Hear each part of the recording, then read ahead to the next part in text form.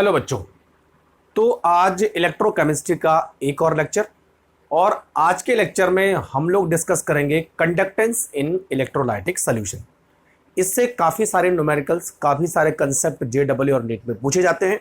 तो बच्चों, सारे कंसेप्ट को आप ध्यान से देखिए, किस तरह से कौन सी चीज़ें किस चीज़ पर डिपेंड करती हैं और क्या क्या कुछ मैं फॉर्मूले बताने वाला हूँ, उस चीज़ को ध्यान में रखना है। चलिए तो शुरू करते हैं कंडक्टेंस ऑफ इलेक्ट्रोलाइटिक सॉल्यूशन। तो सबसे पहले बच्चों समझते हैं व्हाट इज कंडक्टेंस। ये कंडक्टेंस आया कहां से है और इस केस में कंडक्टेंस का मतलब क्या होता है। तो बच्चों, कंडक्टेंस एक वर्ड से मिलकर बना होता है जिसका नाम है कंडक्शन। कंडक्शन और कंडक्शन का मतलब होता है बच्चों flow of electricity. Flow of electricity यानी इलेक्ट्रिसिटी का एक जगह से दूसरी जगह जाना। अगर बच्चों हम सब्सटेंस की बात करें तो इलेक्ट्रिसिटी किसी भी सब्सटेंस में दो चीजों की वजह से हो सकती है। देखिए, electricity is due to the flow of electrons, है ना। इलेक्ट्रॉन्स की वजह से इलेक्ट्रिसिटी जाती है, जैसा हमने सेल्स में पढ़ा था। और बच्चों, अगर हम कुछ सॉल्यूशन की बात करें तो वहां पर जो इलेक्ट्रिसिटी है वो किसकी वजह से होती है? Flow of ions. तो मैं कुछ अगर सॉलिड की बात करूं, जैसे कॉपर या एल्यूमिनियम, ये मेटल है, यहां पर जो इलेक्ट्रिसिटी जाएगी वो किसकी वजह से जाएगी? Flow of electrons. और अगर मैं एसिड और बेस की बात करूं तो वहां पर इलेक्ट्रिसिटी किसकी वजह से होगी? Flow of ion. तो बोलने का मतलब यह है कि electricity due to the flow of electron, either flow of ions. ठीक है। अच्छा, अब बच्चों यहां पर यह समझना जरूरी है कि जितने भी सब्सटेंस हैं वो सबके सब इलेक्ट्रिसिटी को कंडक्ट नहीं करते। कुछ ऐसे सब्सटेंस है जो इलेक्ट्रिसिटी को कंडक्ट करते हैं, कुछ ऐसे सब्सटेंस है जो इलेक्ट्रिसिटी को कंडक्ट बिल्कुल भी नहीं करते हैं, यानी उनकी कंडक्टिविटी बहुत कम होती है। कुछ ऐसे सब्सटेंस होते हैं जो इंटरमीडिएट होते हैं कंडक्टर और नॉन कंडक्टर के बीच में। कुछ ऐसे सब्सटेंस होते हैं जो इलेक्ट्रिसिटी को ज्यादा कंडक्शन करवाते हैं। तो ब्रॉडली मैं सब्सटेंस को इलेक्ट्रिसिटी के कंडक्शन के हिसाब से दो पार्ट में डिवाइड करता हूं। देखो, तो हमारे पास सपोज कुछ सब्सटेंस है, तो वो इलेक्ट्रिसिटी को कंडक्ट करेंगे या नहीं करेंगे, यानी उनसे इलेक्ट्रिसिटी फ्लो होगी या नहीं होगी, उसके हिसाब से दो पार्ट में डिवाइड करते हैं। एक होते हैं बच्चों कंडक्टर और दूसरे होते हैं इंसुलेटर्स या कंडक्टर्स। ठीक है। अच्छा, कंडक्टर वो सब्सटेंस होते हैं जिनसे इलेक्ट्रिसिटी फ्लो कर जाती है, एक हिस्से से दूसरे हिस्से में चली जाती है। इंसुलेटर वो सब्सटेंस होते हैं जिनसे इलेक्ट्रिसिटी फ्लो नहीं करेगी। तो कंडक्टर का मतलब दे कंडक्ट, ज्यादा अच्छा रहेगा ना इसमें। देखो, they conduct electricity, they conduct electricity, इसको हम कंडक्टर बोलेंगे। और इंसुलेटर बच्चों वो होते हैं जिनमें इलेक्ट्रिसिटी कंडक्ट नहीं होती है, तो they do not conduct electricity. ठीक है। अब बच्चों, जो कंडक्टर हैं उनमें जो इलेक्ट्रिसिटी है वो किसकी वजह से होती है? या तो आयन की वजह से या फिर इलेक्ट्रॉन की वजह से। समझे मेरी बात? अच्छा, कुछ ऐसे सब्सटेंस होते हैं जिनकी कंडक्टिविटी कंडक्टर और इंसुलेटर के बीच में होती है, तो उनको हम बच्चों बोलते हैं सेमीकंडक्टर। आपने पढ़ा होगा, जैसे सिलिकॉन।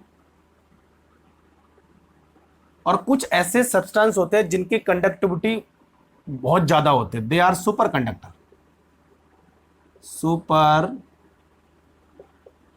कंडक्टर। तो हम केवल इन दोनों की बात यहां पर नहीं करेंगे, केवल हम कंडक्टर और इंसुलेटर की बात करेंगे। ठीक है बच्चों। अच्छा देखो, अब जो कंडक्टर होते हैं उनको हम दो पार्ट में डिवाइड कर सकते हैं। देखो again, conductor can be divided into two part. ठीक है, एक होते हैं बच्चों वो कंडक्टर जिनमें इलेक्ट्रिसिटी फ्लो होती है विदाउट डिकम्पोजिशन ऑफ सब्सटेंस। याद रखिए, flow of electricity without decomposition, यानी ये जैसे हैं वैसे ही इनमें इलेक्ट्रिसिटी फ्लो करेगी। लेकिन कुछ ऐसे सब्सटेंस होते हैं जिनमें इलेक्ट्रिसिटी तभी फ्लो करेगी जब ये डिकम्पोज होते हैं। तो देखो, substance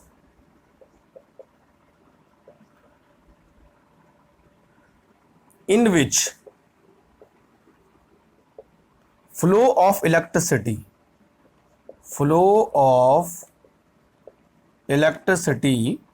without decomposition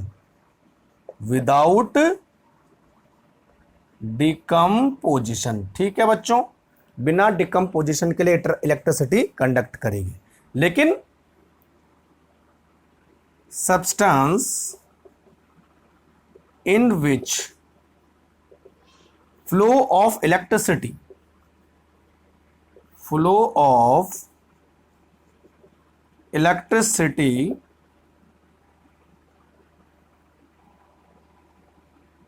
with when decomposition of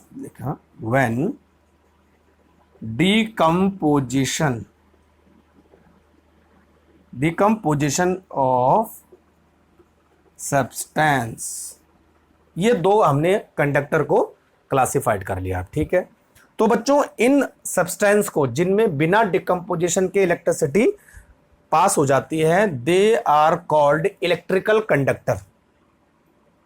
ठीक है, इलेक्ट्रिकल कंडक्टर। और जिनमें डिकम्पोजिशन के बाद इलेक्ट्रिसिटी प्रोवाइड होती है, दे आर कॉल्ड इलेक्ट्रोलाइट्स या इलेक्ट्रोलाइटिक कंडक्टर।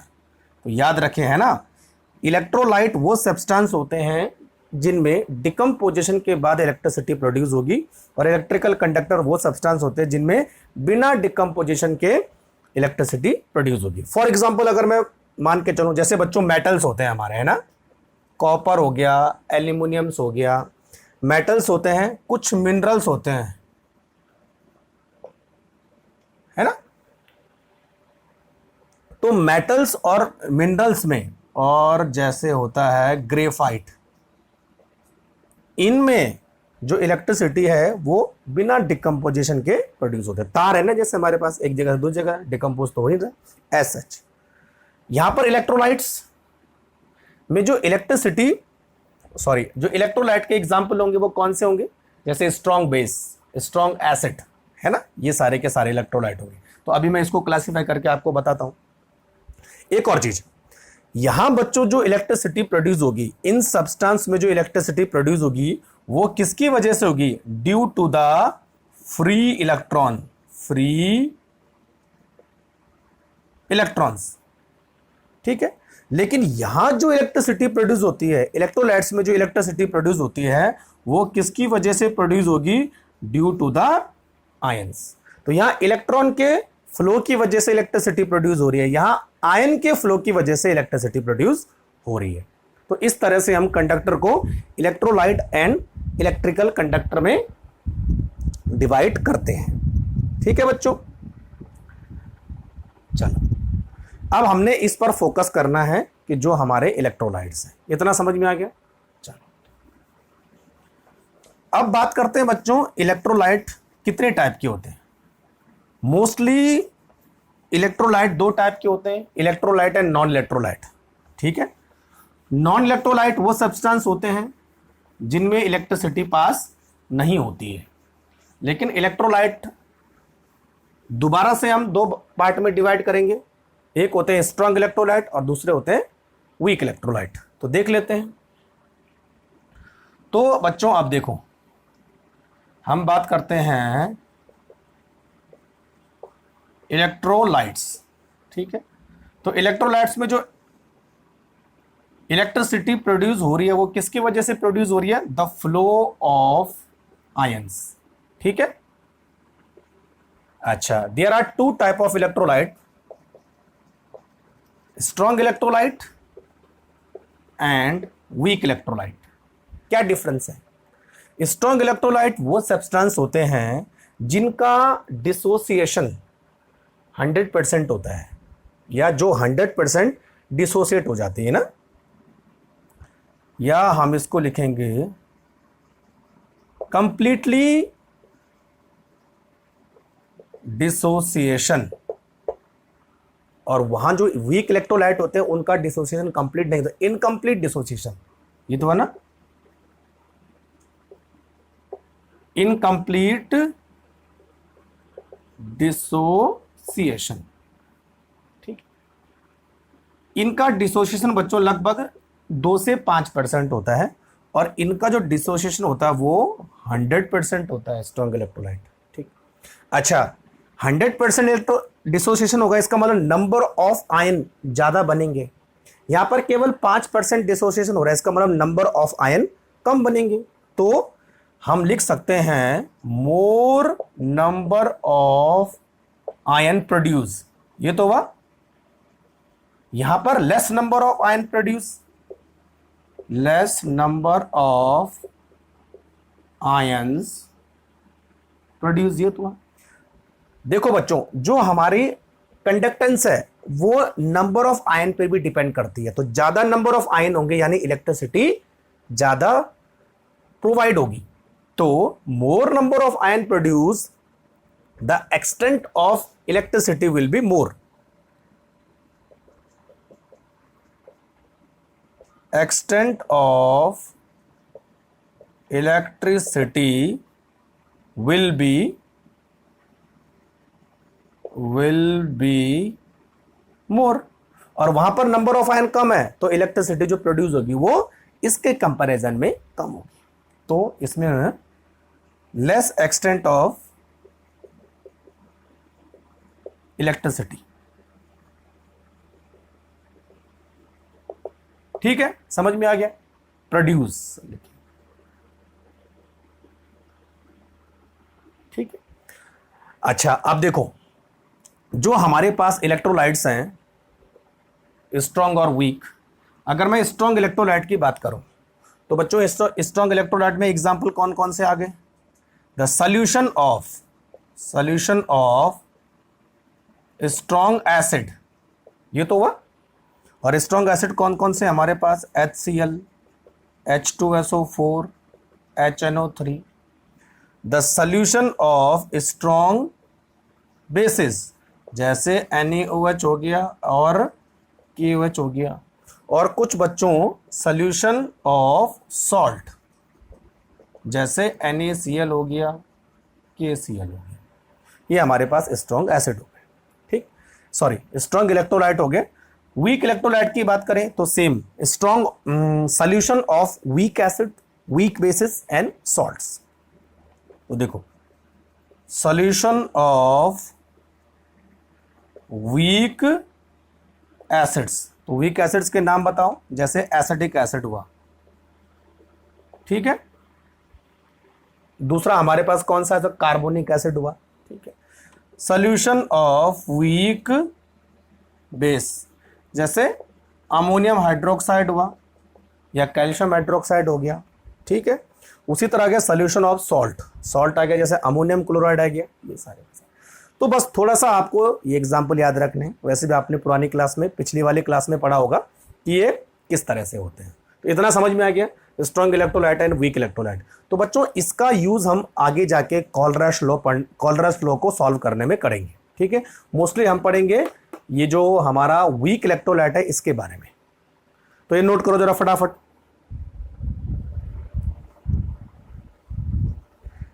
ठीक, अच्छा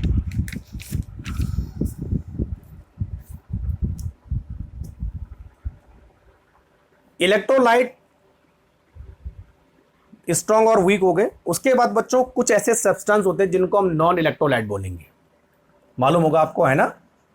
नॉन इलेक्ट्रोलाइट्स वो सब्सटेंस होते हैं जो अपने आयन में डिकम्पोज नहीं होते, यानी आयोनाइजेशन इनका नहीं होता है। जैसे हम बात करते हैं यूरिया, या शुगर्स, तो बच्चों इनका डिसोसिएशन पॉसिबल नहीं है। तो जब इनका डिसोसिएशन पॉसिबल नहीं है, आयन नहीं बनेंगे, तो इलेक्ट्रिसिटी भी कंडक्ट नहीं होगी। सिंपल। तो ये हो गया हमारे पास ये पूरा इलेक्ट्रोलाइट का कच्चा चिट्ठा। ठीक है बच्चों, अब हम बात करेंगे, कई बार पूछा गया है इससे कि कौन से ऐसे फैक्टर हैं जो कंडक्टेंस या कंडक्शन को मॉडिफाई करते हैं। ठीक है, तो ये बहुत इंपॉर्टेंट है, देखो है ना। नेक्स्ट हेडिंग पड़ेगी फैक्टर अफेक्टिंग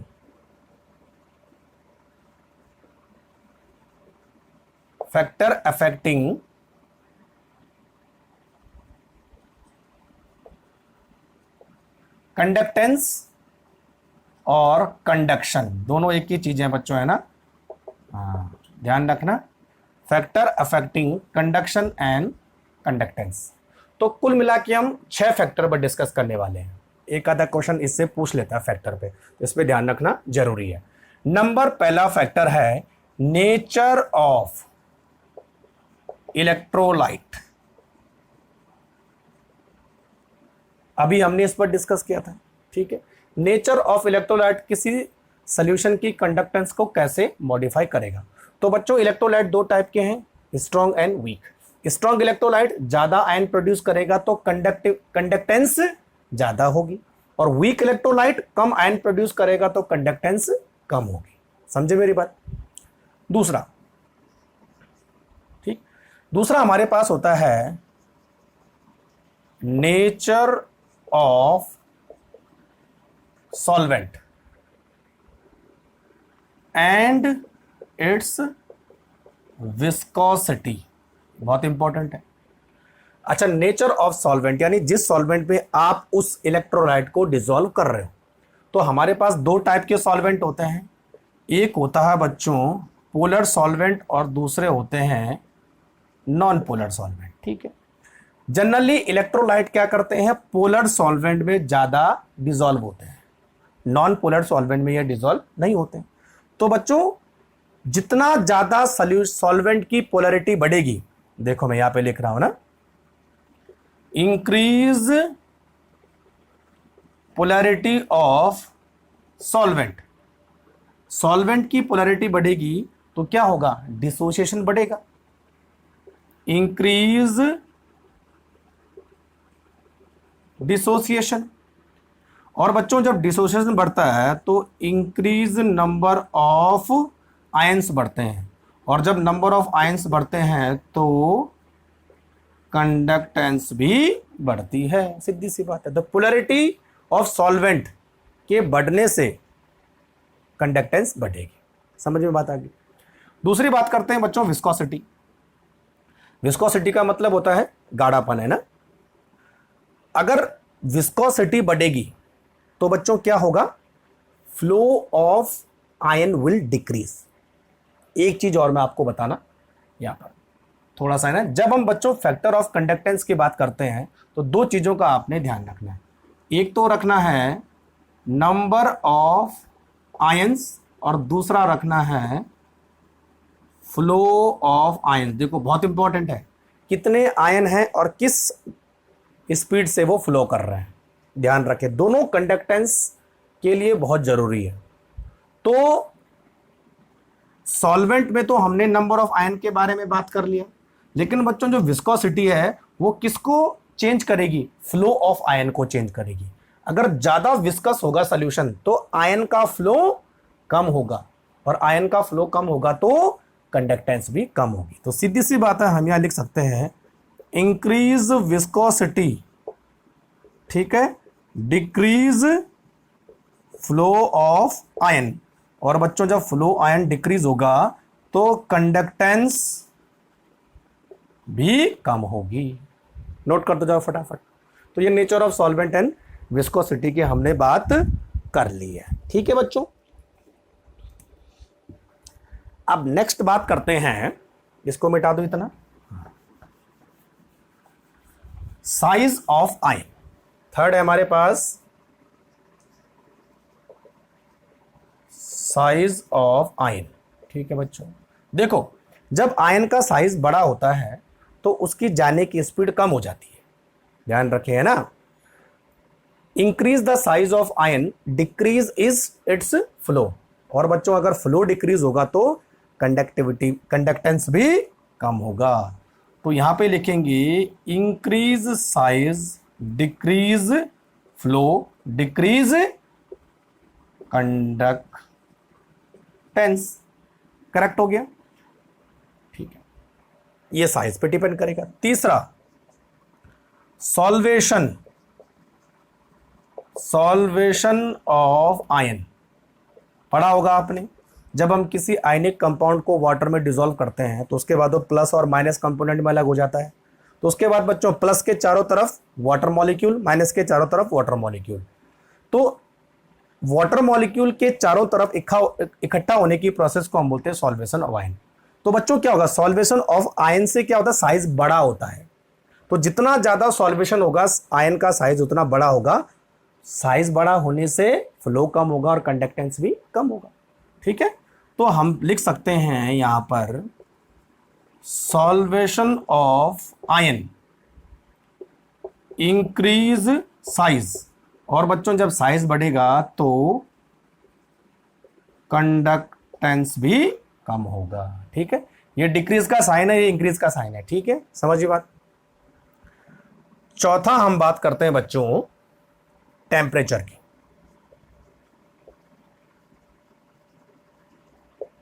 अच्छा, टेम्परेचर बढ़ाने से क्या बढ़ता है, टेम्परेचर बढ़ाने से सॉल्युबिलिटी बढ़ती है, मालूम है आपको।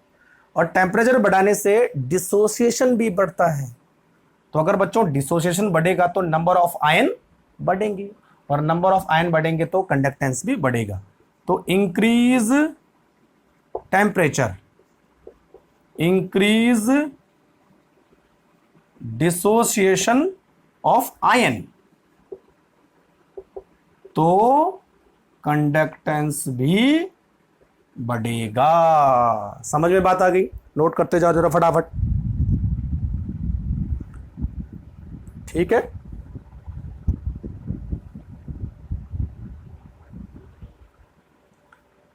एक दो तीन, ये हो गया 4, ये हो गया 5, अब है 6। Concentration of solution, concentration of solution, इसमें कई बच्चे कंफ्यूज होते हैं, है ना। देखो बच्चों, कॉन्सेंट्रेशन ऑफ सॉल्यूशन बढ़ने से कंडक्टेंस कम होगी। इंक्रीज कॉन्सेंट्रेशन,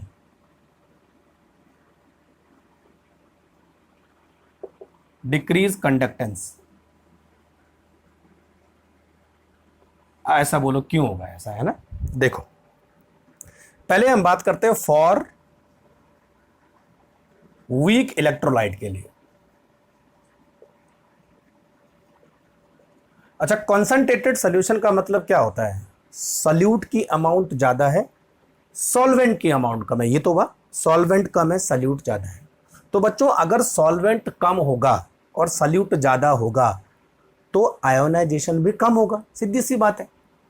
ठीक है, अब ऐसा समझो कि अगर मैं किसी सॉल्यूशन को डाइल्यूट करता जाऊंगा, इसका मतलब है उसमें सॉल्वेंट ऐड करता जाऊंगा, और जितना ज्यादा हम डाइल्यूशन करेंगे, सॉल्वेंट ऐड करेंगे, आयोनाइजेशन उतना ज्यादा होगा। तो इसका मतलब बच्चों कॉन्सेंट्रेशन ऑफ सॉल्यूशन क्या करती है, कंडक्टेंस को कम करती है। तो अगर वीक इलेक्ट्रोलाइट के केस में देखिए तो कॉन्सेंट्रेशन या कॉन्सेंट्रेटेड ज्यादा अच्छा रहेगा, कॉन्सेंट्रेटेड सॉल्यूशन लिखते हैं ना, कॉन्सेंट्रेटेड सॉल्यूशन डिक्रीज या have less number of ions. ये तो होगा भाई, जो वीक इलेक्ट्रोलाइट है उनका कॉन्सेंट्रेशन उनका नंबर ऑफ आयन कैसे बढ़ेंगे, डाइल्यूशन से बढ़ेंगे। जितना ज्यादा आप पानी मिलाते जाओगे उनका डिसोसिएशन बढ़ता जाएगा, पहले 4%, फिर 5%, फिर 10%। यहां पर पानी की अमाउंट कम है तो इसका मतलब नंबर ऑफ आयन भी कम होंगे। और बच्चों अगर नंबर ऑफ आयन कम होंगे तो कंडक्टेंस भी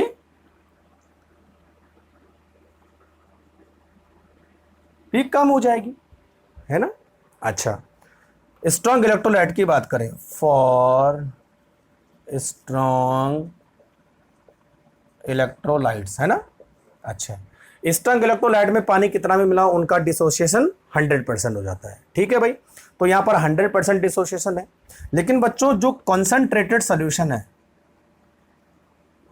कॉन्सनट्रेटेड जो सोल्यूशन है उसमें बताओ कि नंबर ऑफ आयन ज्यादा होंगे, दूसरा नंबर ऑफ आयन पास पास होंगे क्योंकि कॉन्सनट्रेटेड है, कम एरिया में ज्यादा आयन है, ये तो है ना कॉन्सनट्रेटेड का मतलब, ठीक है।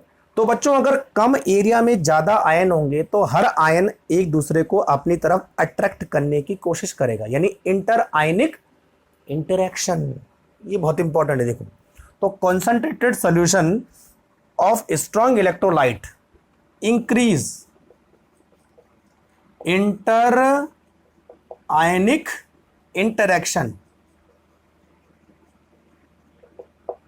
इंटर आयनिक इंटरेक्शन मतलब दोनों एक दूसरे को अपनी तरफ खींचने की कोशिश करेंगे, क्योंकि एक प्लस है एक माइनस है। तो इंटर आयनिक इंटरेक्शन बढ़ेगा तो बच्चों वो फ्लो कम हो जाएगा, आगे नहीं जा पाएंगे क्योंकि इधर से तो जुड़ गए, है ना। जब दोनों आयन एक दूसरे को अट्रैक्ट करेंगे तो इनका फ्लो क्या हो जाएगा, रुक जाएगा। तो इंटर आयनिक इंटरेक्शन के कारण डिक्रीज फ्लो, और बच्चों जब फ्लो डिक्रीज हो जाएगा तो कंडक्टेंस भी कम हो जाएगी। तो ये 6 फैक्टर आपको ध्यान में रखने हैं कि किस फैक्टर की वजह से कंडक्टेंस पे क्या फर्क पड़ता है, बहुत इंपॉर्टेंट है ना बच्चों, ठीक है। नोट करते जाओ जरा फटाफट। तो ये था हमारे पास फैक्टर अफेक्टिंग कंडक्टेंस और कंडक्शन ऑफ इलेक्ट्रोलाइट, ठीक है। चलो अब बात करते हैं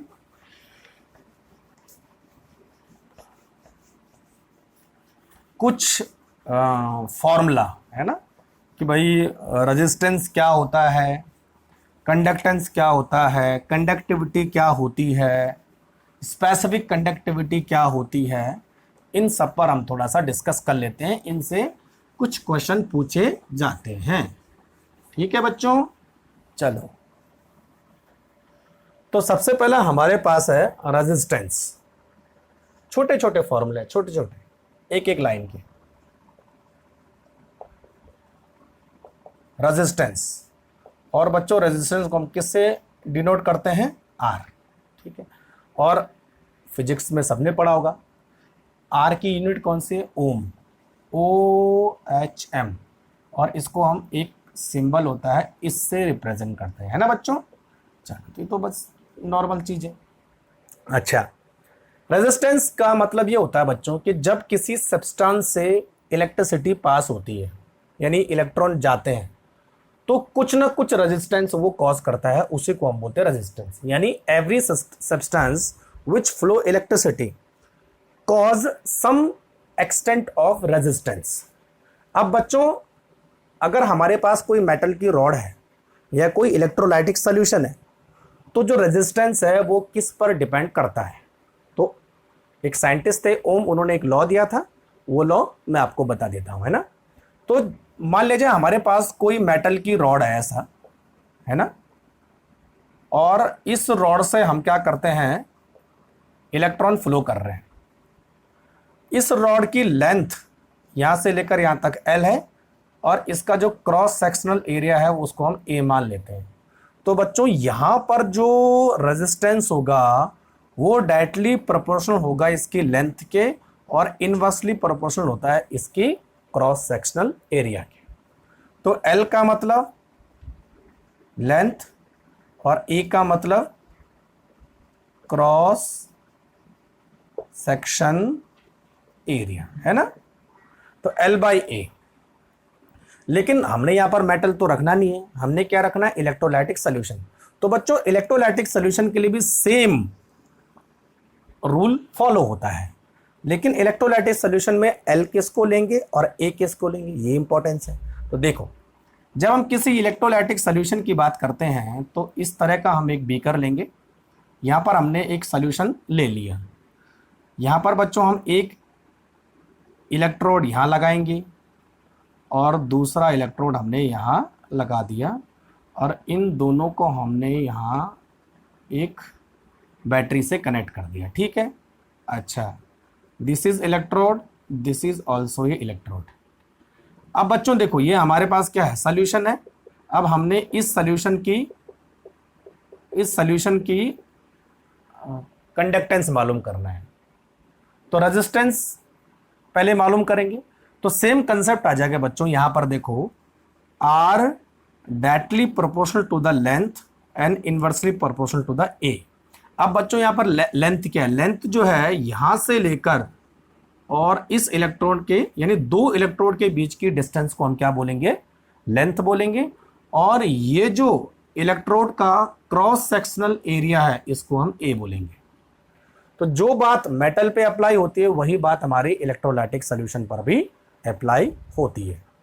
ठीक है, तो आर डायरेक्टली प्रोपोर्शनल है एल के और इनवर्सली प्रोपोर्शनल है ए के।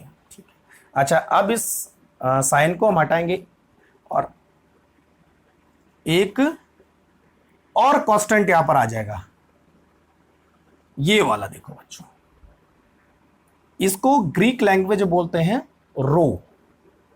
यहां पर लिखता हूं मैं इसको ना, RHO, rho. This is a symbol of rho. तो R equal to row L/A।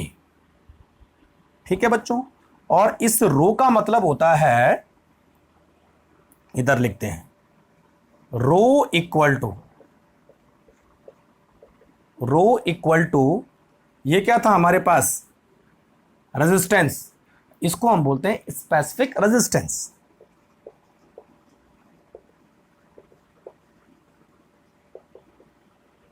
Specific resistance, या इसको हम बोल सकते हैं बच्चों रेजिस्टिविटी।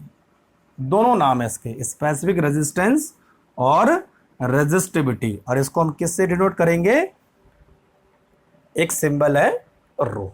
ठीक है बच्चों, अच्छा, अब रो की यूनिट क्या होगी, इसकी जो बच्चों यूनिट होगी, या इसको हम मेजर करेंगे ओम सेंटीमीटर या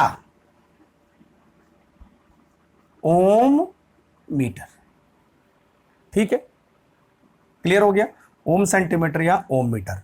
इसको हम ऐसे लिखते हैं, ओम सेंटीमीटर या ओम मीटर। ठीक है बच्चों, तो नोट करो फटाफट, व्हाट इज स्पेसिफिक रेजिस्टेंस और स्पेसिफिक रेजिस्टिविटी।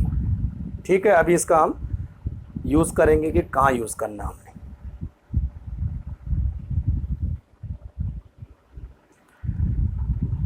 नेक्स्ट बच्चों हमारे पास है, इतना हो गया, दो चीजें हमने देख ली, रेजिस्टेंस और resistivity.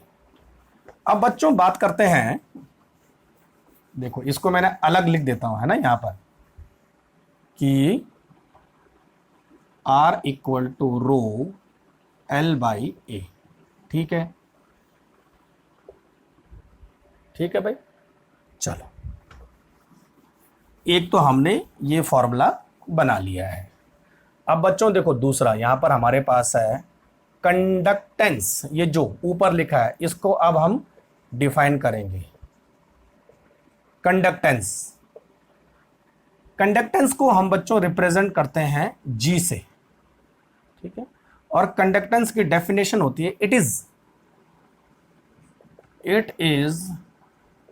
Reciprocal of resistance,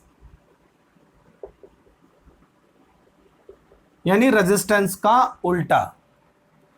it is reciprocal of resistance, यानी G इक्वल टू 1/R। बस इतना रखना है, हो तो गया। अच्छा, जो बच्चों जी की यूनिट होगी वो क्या होगी? 1/r, यानी 1/, आप देखो यूनिट कैसे निकालेंगे, 1/ओम, ये तो है ना। तो क्या होगा बच्चों, यूनिट क्या होगी इसकी?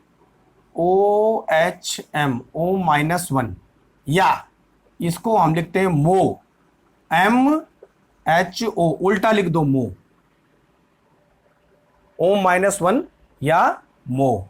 और बच्चों एक और इसकी यूनिट है जो सबसे ज्यादा यूज होती है, उसका नाम है साइमंस। साइमंस, और इस साइमंस को हम रिप्रेजेंट करते हैं कैपिटल एस से। ठीक है, तो चाहे O-1 लिखो या चाहे मो लिखो या क्या लिखो, साइमंस लिखो। ठीक है, एस लिखो, है ना।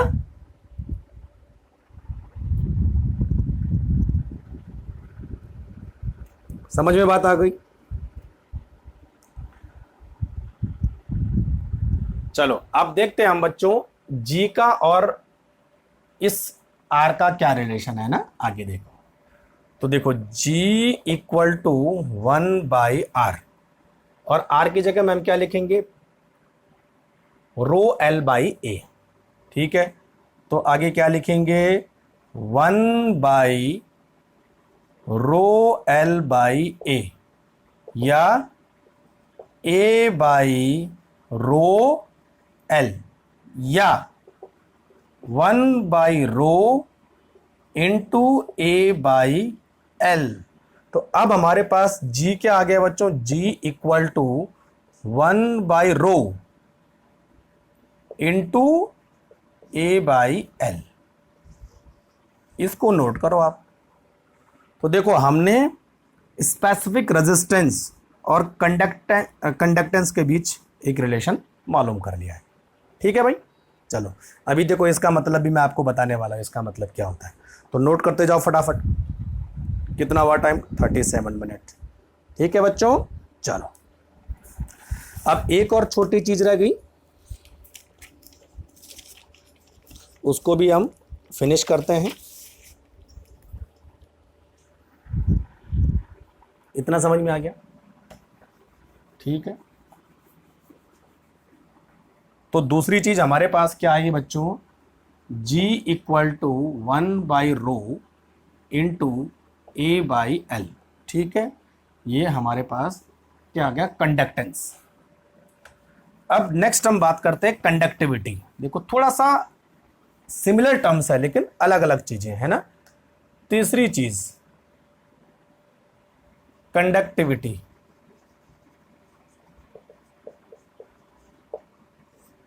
जैसे बच्चों कंडक्टेंस रेजिस्टेंस का उल्टा था, उसी तरह कंडक्टिविटी रेजिस्टिविटी की उल्टी हो जाएगी। ठीक है, और इस कंडक्टिविटी को हम रिप्रेजेंट करते हैं स्मॉल के, वैसे लिखा तो कैपिटल लेकिन छोटा लिखा जाता है के, और इसको हम बोलते हैं बच्चों kappa. This is called kappa. तो अब इसकी डेफिनेशन क्या बनी, it is reciprocal of resistivity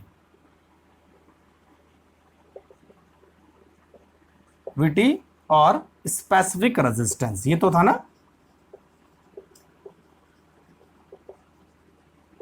specific resistance क्या था हमारे पास, रो का उल्टा। तो हम यहां पर लिख सकते हैं kappa equal to 1/ρ। This is called conductivity. समझे मेरी बात है ना। अच्छा, अब देखो उसकी जगह में हम क्या रख सकते हैं, कप्पा रख सकते हैं, है ना। लेकिन पहले इसकी यूनिट देख लेते हैं। तो बच्चों अब हमारे पास जो रो था उसकी यूनिट क्या थी, ओम सेंटीमीटर। तो 1/ओम सेंटीमीटर। तो कप्पा की यूनिट क्या हो जाएगी, कप्पा की यूनिट हो जाएगी ओम-1 सेंटीमीटर -1। ये तो हो जाएगा। ठीक है, ओम सेंटीमीटर, ओम -1 सेंटीमीटर -1। अच्छा, जो ओम -1 था उसको हम क्या लिख रहे थे? साइमंस। ये तो हुआ। तो कप्पा की यूनिट हो जाएगी साइमंस सेंटीमीटर -1, या हम इसको लिख सकते हैं बच्चों एस, ये, या मीटर में लिखना चाहो तो एस मीटर माइनस। ठीक है, नोट करते जाओ जरा फटाफट।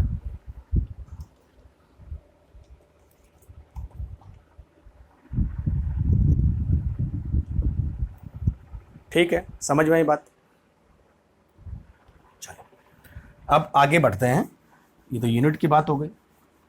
अब देखो बच्चों, कप्पा और कंडक्टेंस के बीच क्या रिलेशन है? तो Z = 1/ρ क्या था? A/L, और 1/ρ की जगह में हम क्या लिखेंगे? कप्पा लिखेंगे। तो नेक्स्ट क्या हो जाएगा?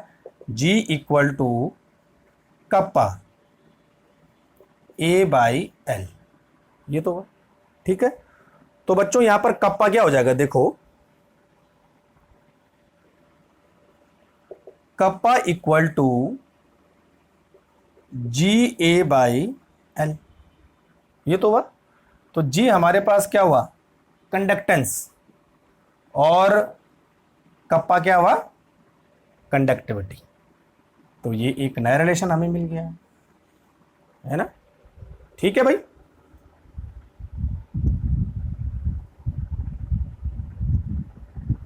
उल्टा तो नहीं कर लिया मैंने कहीं? नहीं, कप्पा ए है ना, कप्पा ए के साथ है। ओके, ये तो उल्टा हो गया। GL सॉरी है ना, GL/A। GL/A। ठीक है भाई, करेक्ट कर लेना इसको, है ना, GL/A। ठीक है, तो ये हमारे पास क्या हो गया? कप्पा। चलो, तो आज के लिए बच्चों हम इतना ही डिस्कस करते हैं। ठीक है, नेक्स्ट वीडियो में हम कुछ और डिस्कस करेंगे। तब तक के लिए थैंक यू वेरी मच।